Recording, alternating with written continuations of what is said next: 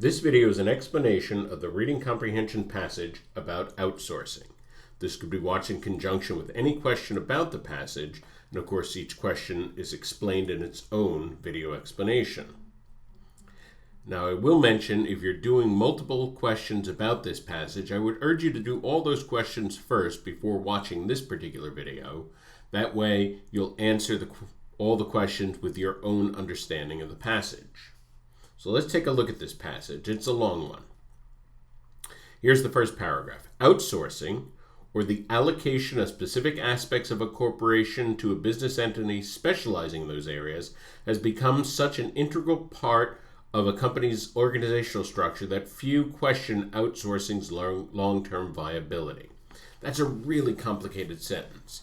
And so outsourcing, in other words, a big corporation may have particular tasks, say handling payroll or customer service or something along these lines, and rather than do it themselves, they hire some company that specializes in the activity, a payroll specialist or a customer service specialist or something, and then this other company that they hire does that particular aspect of the work for them. That's outsourcing. And what they're saying is that this has become such an integral part of the way that modern business operates that few people question whether this is going to continue. It's more or less taken for granted that outsourcing is something that's going to continue in our economy. Two recent studies on this topic are no exception. In other words, they don't question at all outsourcing's viability. Both focus on ways in which outsourcing can be improved. Each, for the most part, discusses a different aspect of outsourcing, yet there is one area in which the recommendations of both theories overlap somewhat. Interesting.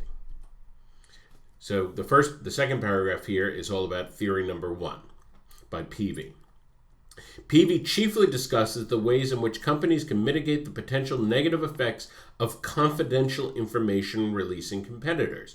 Presently, when a company outsources even a small operational function, it must share information pertaining to this function. In other words, the more of its operation a company entrusts to another business entity, the more confidential information that the company will have to release. According to Peavy, one way to minimize the negative consequences should any of that information fall into a competitor's hands is to impose stronger penalties on any business entity entrusted with such information should it divulge that information. However, Peavy is concerned mostly with exploring the effects of increased severity of penalties for any one instance of leaked information, and he devotes only one chapter to existing structural checks on such information leaks. As a company specializing in outsources assumes more clients, its legal liability will increase with each company that becomes a client, an effect, he notes, that becomes more conspicuous the more a company diversifies. So really, really complicated. So for example, if a big company outsources its payroll, and so they have payroll specialists handle it, well, that means that the big company is entrusting a lot of confidential information, employees' salaries and their social security numbers and all that. All that gets entrusted to this smaller company.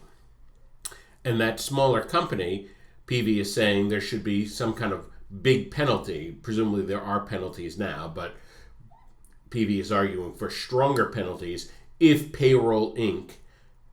manages to let any of that confidential information out, either divulges it to a competitor or lets it fall into the hands of people who can exploit it, something along those lines. There would be a penalty because they let this confidential information leak. Now the problem for Payroll Inc. is, suppose they start working with big company number 1 and big company number 2 and big company number 3 and so forth. Well, each one is going to give them confidential information. And so they have a lot more liability. If suddenly they have some kind of breach and they let loose confidential information from 5 or 6 different companies, they might have 5 or 6 different lawsuits against them all at once. There's tremendous liability. And especially if they start doing things other than payroll. They handle payroll and they handle another aspect. In other words, they diversify. Well, suddenly they're getting all kinds of information from all kinds of companies. And of course, the paradox is, on the one hand, they want to diversify because that would grow them as a business. They would get more profits. But there's this incredible risk that comes, the legal liabilities grow enormously for the company that is doing all this outsourced work for other large companies. So that's Peavy's argument. Morgan, on the other hand, looked at those business entities that perform the outsourced work. As such entities grow, their ability to provide specialized services to a specific client diminishes. Since, like most business entities, they are driven to grow profits, often doing so by diversifying, the needs of a specific client are often subordinate to this larger goal. Morgan's aim is to educate corporations that engaged in outsourcing so that they choose a firm that focuses on providing one service. This view, however, is somewhat short-sighted since the long-term trajectory of a company is not always clear and a firm may end up diversifying. Okay, before we go on to the remainder of this paragraph, let's focus on that. And so they're saying that the big company might outsource its payroll to another company to handle. Well, if they outsource it to a company that specifically handles payroll, and especially if it specifically handles payroll for this particular type of industry, well, then they're going to really be tuned into the needs of the big company, and they're going to be able to provide very good service. But of course, that small company, Payroll Inc., is going to want to grow. And so they're probably going to diversify, maybe into other kinds of payroll, maybe even start to handle things other than payroll altogether.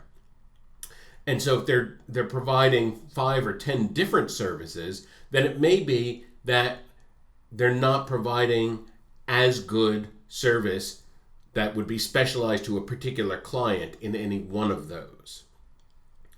And part of the problem is Morgan is saying, well, you should pick something that provides that one service, but the problem is you don't know how that company is going to change.